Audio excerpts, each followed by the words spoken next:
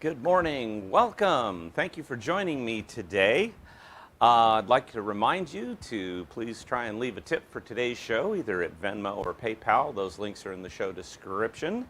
And please be sure to become a subscriber on my YouTube channel, connect with me on Facebook, and become a regular supporter over on Patreon. Again, all those links in the video description. Today we're going to have a little bit of fun. We're going to explore the whole concept of success, all those things we call success and how we measure success. And we're going to explore it kind of through the lens of this whole child prodigy idea. And along the way, I'm going to play a little of my original music for you. Now, the music I picked out today has no real direct relation to the stories I'm going to tell. It's just a chance for us to take a little break and enjoy a little music along the way. We're going to start, I guess this could be said to have something to do with the show. It's called The Inescapable Past. And this piece kind of describes my feelings about how our past can either be something that informs us or it can be something that controls us. And I'm one of those people that struggled with this a little bit. There have been times in my life where thoughts of my past really kind of took charge of my life and kept me stuck.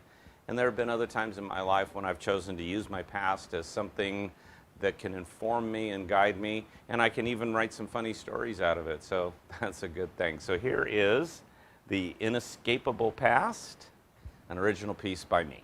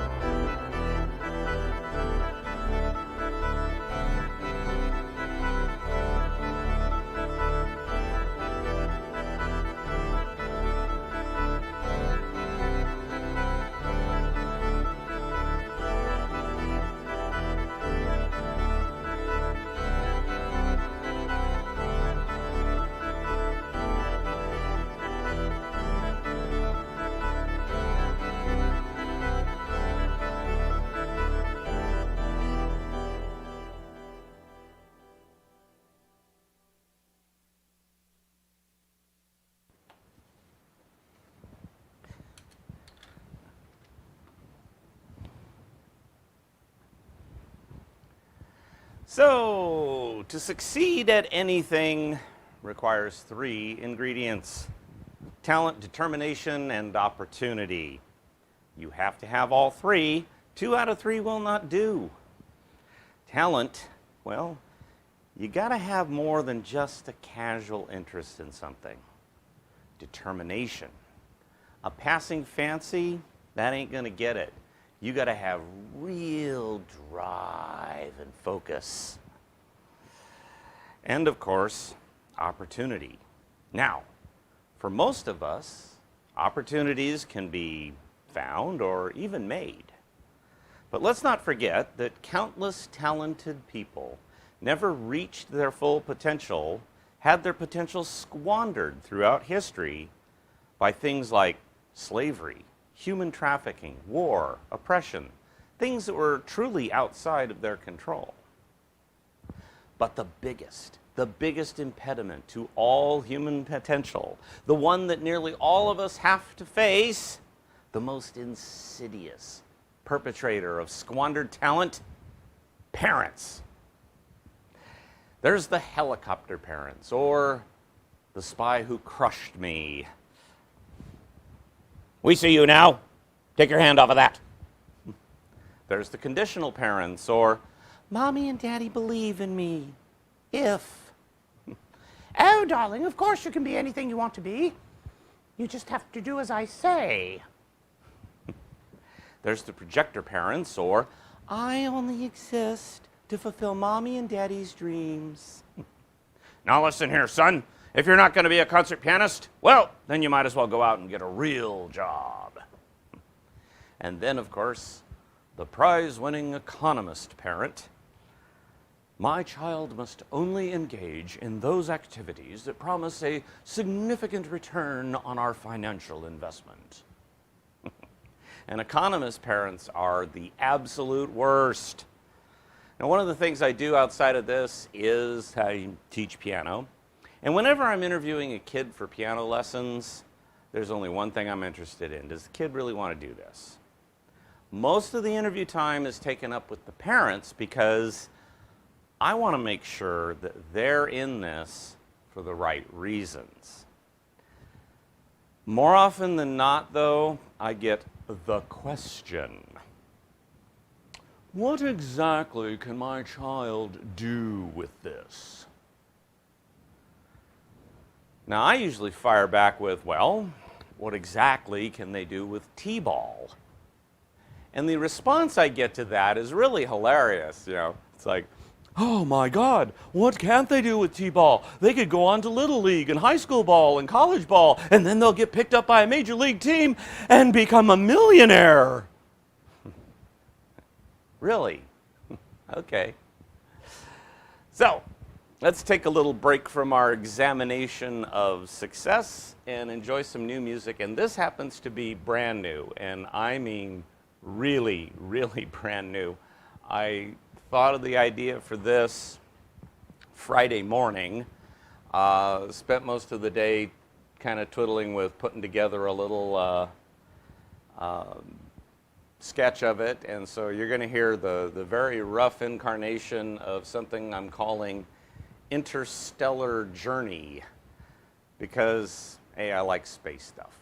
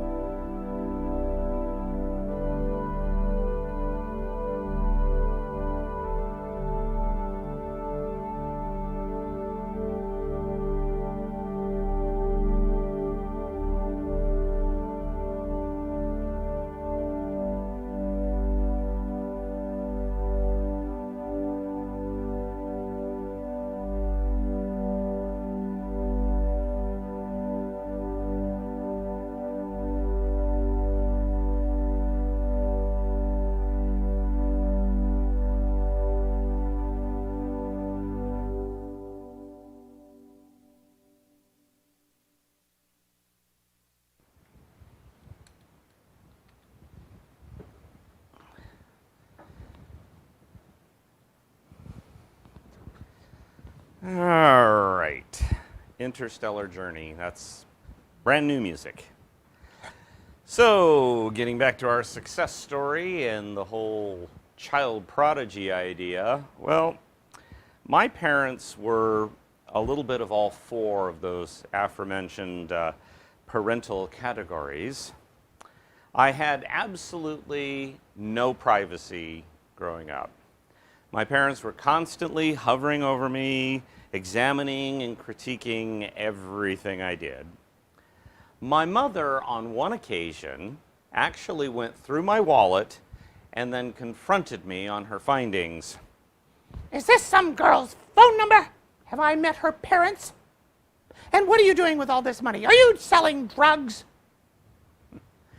Now, of course, anytime my mother did meet one of the parents of one of the girls I was dating, usually the girl broke up with me a few days later, so don't introduce mom to parents.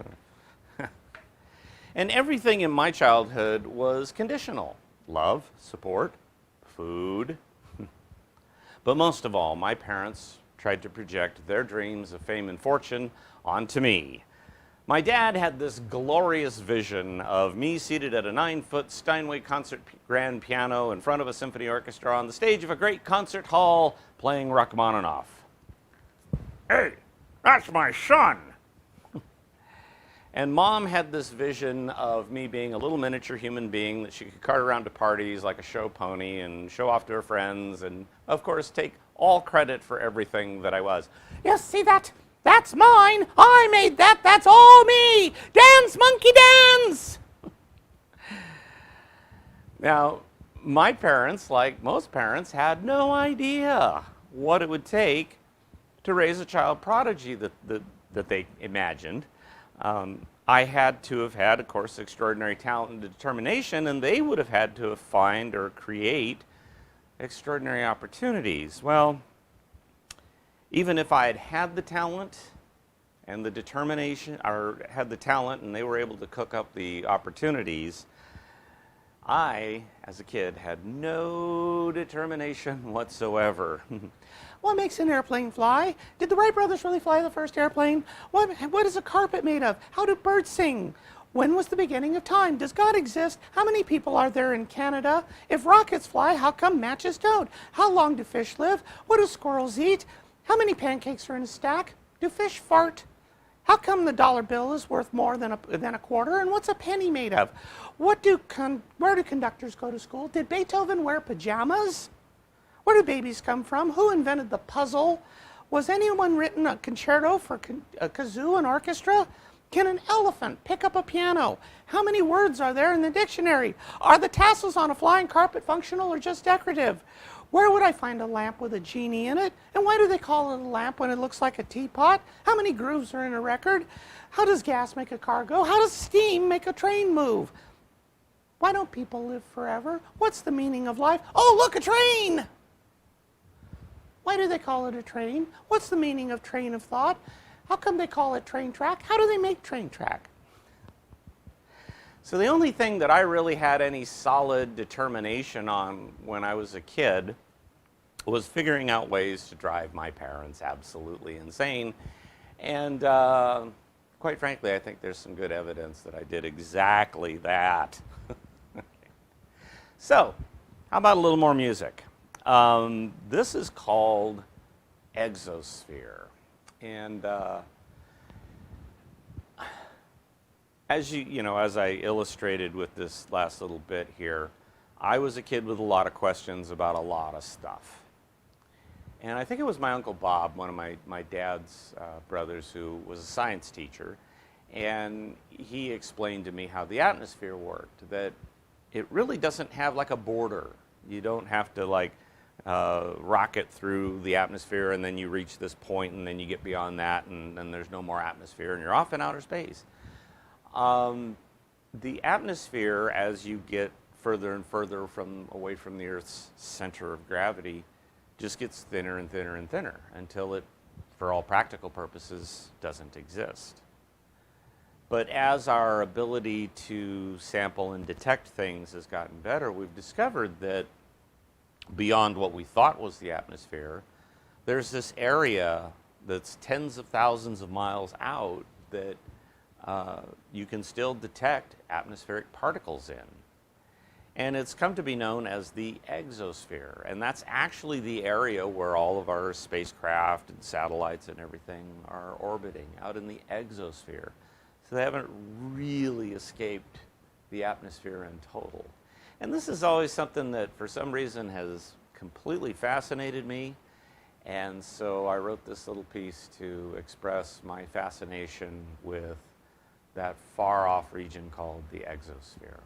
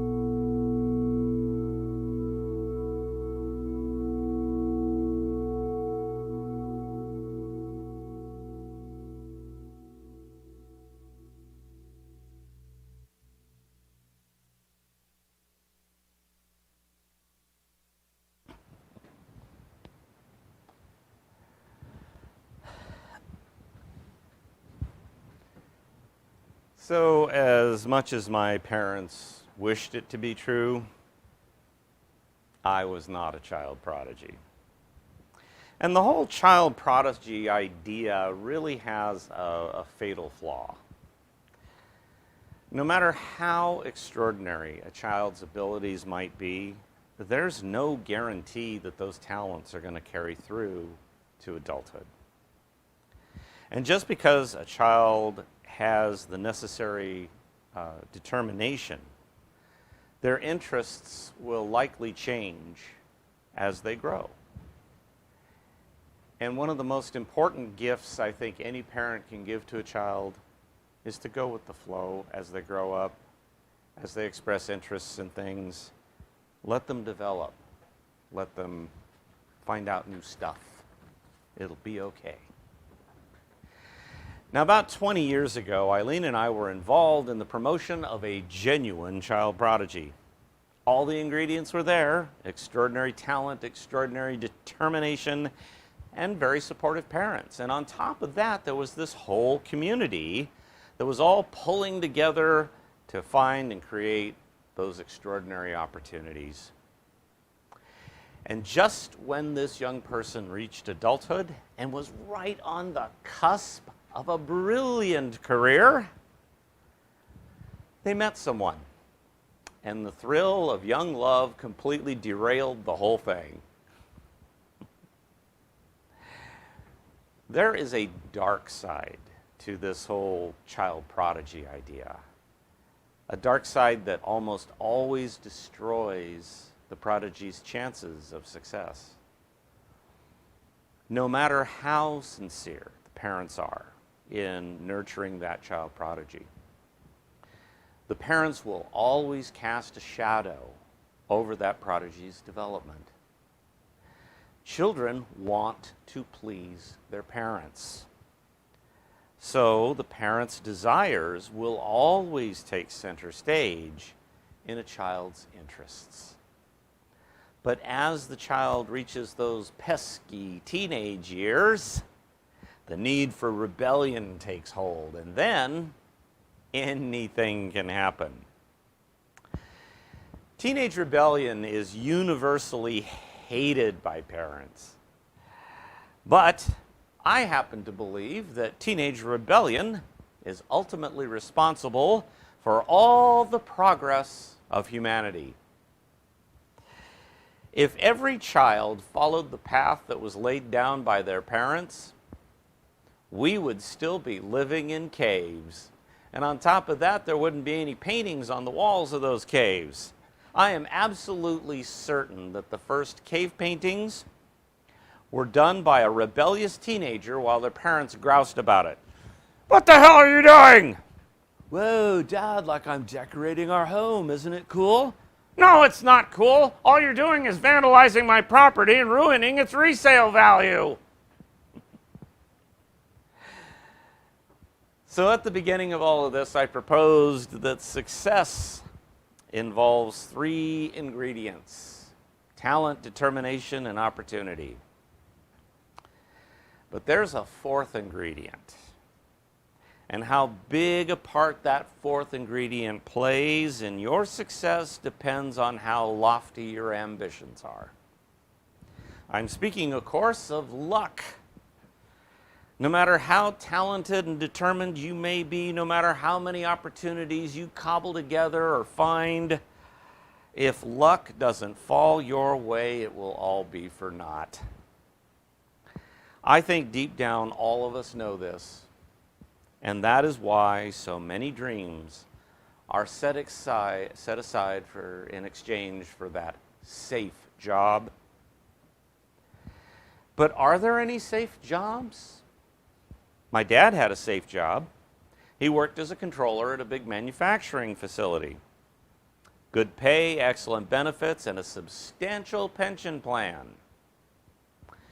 In 1981, the plant closed. The company took his pension and kicked him and everybody else out to the curb. You can fail at what you don't want.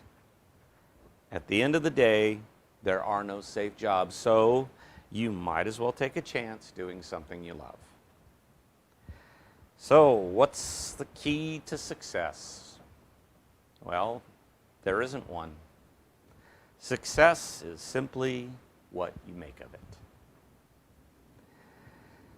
So, one more piece of music, and this kind of fits our season. This is called Autumn Colors, and it's my reflection of what that wonderful change of season is like. Right now, the trees are turning colors. We've got a couple of beautiful trees that are all red and yellow right now, and it's really nice. And I think autumn is a wonderful time of year, and so this is my little musical reflection on autumn.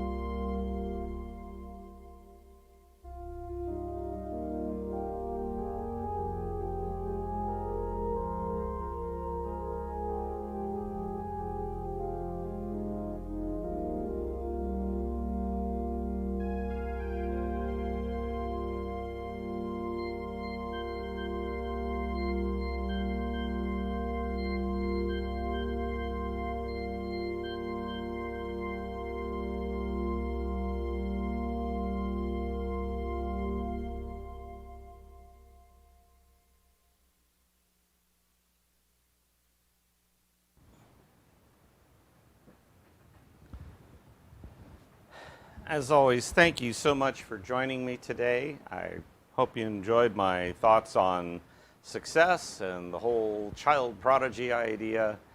And I hope you enjoyed the music that I played today. I'll be back next week with more stories and more music.